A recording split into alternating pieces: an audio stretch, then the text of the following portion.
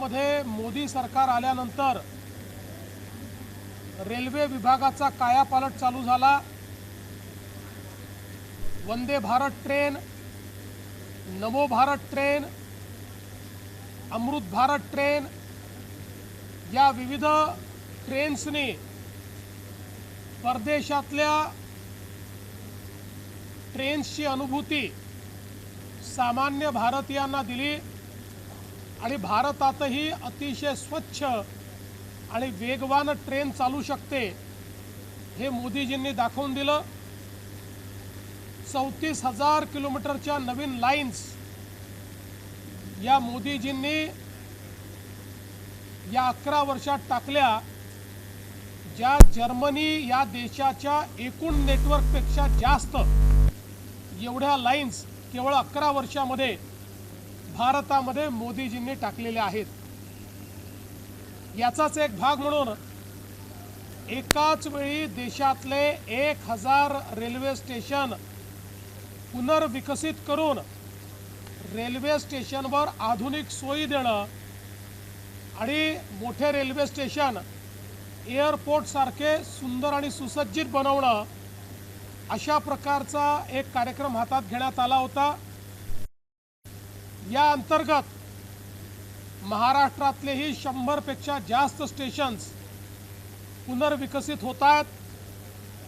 त्यातल्या 15 स्टेशनचं पुनर्विकासाचं काम पूर्ण झाल्यामुळे आज त्याचं लोकार्पण झालंय, ज्याच्यामध्ये मुंबईतले 4 परेल, चिचपोकळी, माटुंगा आणि वडाळा रोड यासोबत कोकणातलं शहाड, त्याचप्रमाणे महाराष्ट्रातील Amgaon, Chanda fort, Deolali, Dhule, Savda, Lasalgaon, Murtizapur junction, Kedgaon, Lonand junction, Netaji Subhashchandra Bose Itwari junction अशा प्रकारचे 15 महाराष्ट्रातले रेल्वे स्टेशन्स त्याचा कायापालट होऊन त्याचा आज लोकार्पण झालेला आहे।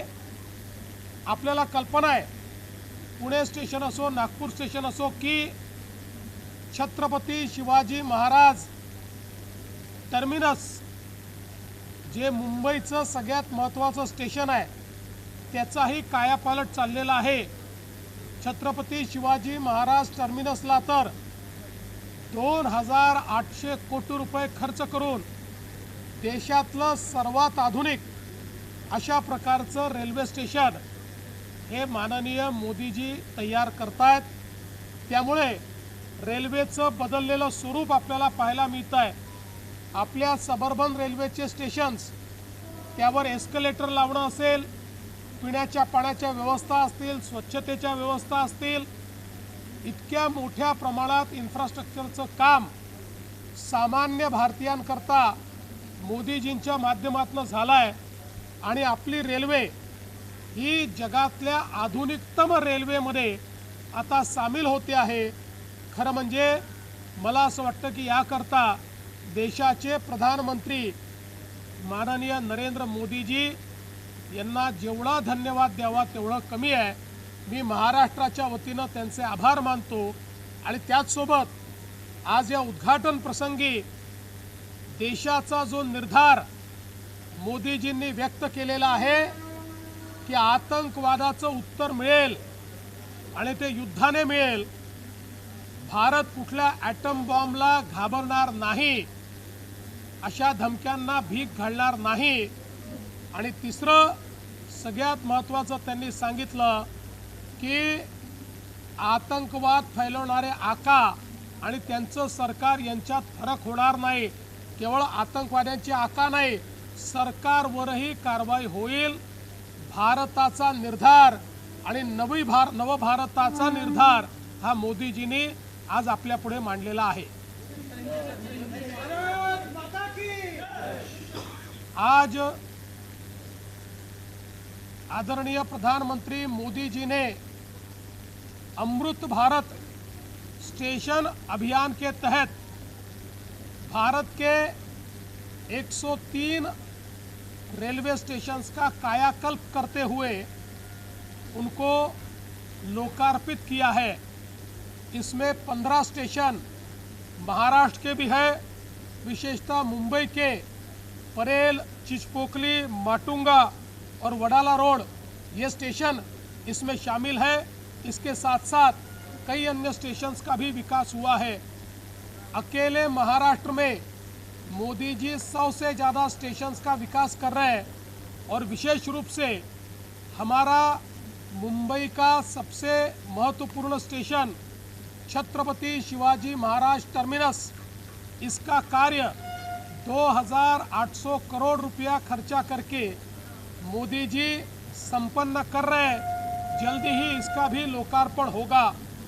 देश में मोदी जी ने वंदे भारत ट्रेन, नमो भारत ट्रेन और अमृत भारत ट्रेन, इन जैसे ट्रेनों के माध्यम से देश के गरीबों को, आम आदमियों को विदेशी माहौल जैसी बड़ी सुंदर ट्रेनें, साफ ट्रेनें और गतिमान ट्रेनें देकर उनका एक प्रकार से प्रवास ये आसान किया है। और उसके साथ साथ हमारे देश में मोदी जी ने तकरीबन 34,000 करोड़ की नई रेल लाइन बिछाई है, जो पूरे जर्मनी के नेटवर्क से ज़्यादा बड़ी इस प्रकार की ये नेटवर्क है। हमारे देश के रेलवे का कायाकल्प करने के लिए मैं प्रधानमंत्री जी का आभार व्यक्त करता हूं और विशेष रूप से इसके कारण महाराष्ट्र के प्रवासियों को जो सुविधा मिल रही है उसके लिए उनका आभार व्यक्त करता हूं। आज बीकानेर से मुंबई तक की एक्सप्रेस ट्रेन भी शुरू हुई है, उसके लिए भी मैं उनका आभार व्यक्त करता हूं। आज प्रधानमंत्री जी ने इस कार्यक्रम में नव भारत का निर्धार, नव भारत का संकल्प हमारे सामने रखा है और मोदी जी ने स्पष्ट कर दिया है कि अगर आतंकवादी कार्रवाई होगी तो सेना को खुली छूट है, उसका जवाब युद्ध के साथ होगा। उसके साथ साथ मोदी जी ने ये भी कहा है कि जो आतंकवादी घटना करते हैं उनके आका और उनकी सरकार, इनको अलग नहीं देखा जाएगा। अगर आतंकवाद आका करेंगे तो सरकार को भी भुगतना पड़ेगा। और उसके साथ साथ मोदी जी ने एक और बात बहुत स्पष्ट रूप से कही है कि हमको एटम बम की गीदड़ भभकी मत देना, हम डरने वाले नहीं है, हम हमला करेंगे और तुमको तहस नहस करेंगे। मैं ऐसा मानता हूँ ये नए भारत की हुंकार मोदी जी ने आज दी है और हम उसका स्वागत करते हैं। धुळ्यातल्या शासकीय विश्रामगृहामध्ये 1,84 लाखाची रोकड सापडलेली आहे। अनेक आरोप प्रत्यारोप होतात, काय नेमकी सत्यता या प्रकरणात? धुळ्याची घटना अतिशय गंभीर आहे, त्याची सत्यता अजून समजलेली नाही, पण त्याची सत्यता बाहेर आलीच पाहिजे। कारण विधानमंडळाच्या समितीवर प्रश्नचिन्ह उभं राहणं हे आम्ही कदापि सहन करू शकत नाही। विधानमंडळाची एक आपली गरिमा आहे, त्यांचा आपला मान आहे। अशा परिस्थितीमध्ये दूध का दूध, पाणी का पाणी झालंच पाहिजे आणि म्हणून या संपूर्ण घटनेची चौकशी SIT नेमून आम्ही करायचं ठरवलेलं आहे। याच्यामध्ये कोण दोषी आहे, कोणी मागितलेले पैसे आहेत का, या सगळ्या गोष्टीचा छडा लावण्यात येईल। आणि त्याचवेळी मी स्वतः विधानसभेचे अध्यक्ष आणि विधान परिषदेचे सभापती या दोघांनाही विनंती करणार आहे की त्यांनीही स्वतंत्रपणे एथिक्स कमिटी गठीत करून या संपूर्ण घटनेची चौकशी करावी। कुठल्याही परिस्थितीमध्ये विधानमंडळाच्या समितीची पद्धती बदनाम होणं हे आपल्याला परवडणारं नाही। त्यामुळे या संदर्भात अतिशय गांभीर्याने कारवाई केली जाईल। वैष्णवी हगवणे या प्रकरणामध्ये तुमचं आयुक्तांशी बोलणं झालं होतं, आता ते बाळ हगवणे कुटुंबियांना किती देण्यात आलेलं आहे?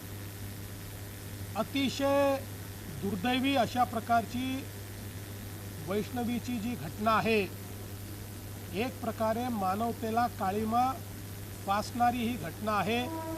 त्यातल्या आरोपींना अटक करण्यात आलेली आहे, पण वैष्णवीचं बाळ हे आपल्याकडे ठेवण्याचा आरोपींचा जो प्रयत्न होता, मी स्वतः CP पिंपरी चिंचवड यांना सांगितलं की पोलिसांनी हस्तक्षेप केला पाहिजे आणि बाळ सुखरूप राहिलं पाहिजे, त्या दृष्टीनं पोलिसांनी हस्तक्षेप केलेला आहे आणि हे बाळ वैष्णवीची आई किंवा त्यांच्या घराकडे, त्यांच्या घराला ते मिळालेलं आहे. आता ते बाळ वैष्णवीच्या वडिलांकडे म्हणजे आजोबांकडे पोचलेलं आहे.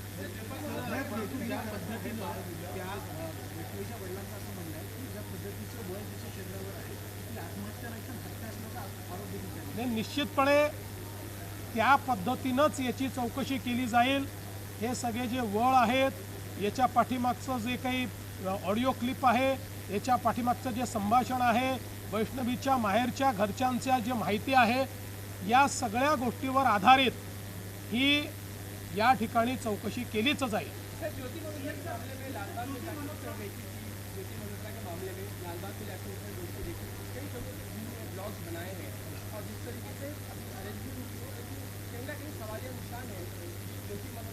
देखिए, इस प्रकार के लोग वाइट कॉलर बनकर किस प्रकार से देशद्रोह करते हैं, ये ज्योति मल्होत्रा के केस में हमको दिखाई पड़ता है. अब उसने कहाँ कहाँ रिकी की है, ये धीरे धीरे ध्यान में आ रहा है और ऐसे और कौन लोग हैं इनको भी आइडेंटिफाई किया जा रहा है. भारत के खिलाफ जो भी साजिश करेगा हम उनको छोड़ेंगे नहीं.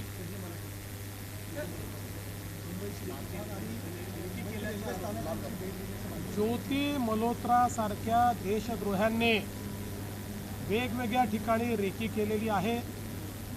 त्या संदर्भातली माहिती पोलीस चौकशीत सापडते, NIA चौकशीत सापडते.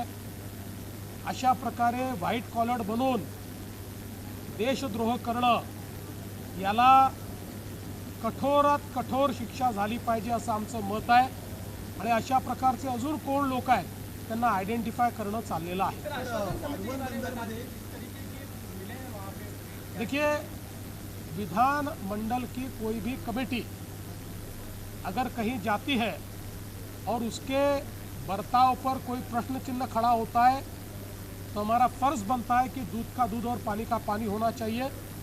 इसलिए हमने ये तय किया है कि इसके बारे में SIT के माध्यम से हम लोग उसकी तफ्तीश करेंगे और साथ साथ हमारे विधानमंडल की अध्यक्ष जी और सभापति जी को मैं निवेदन करूंगा एक एथिक्स कमेटी तैयार करें और उसके माध्यम से भी वो इस पूरे मामले की जांच करें. ABP माझा, उघडा डोळे बघा नीट.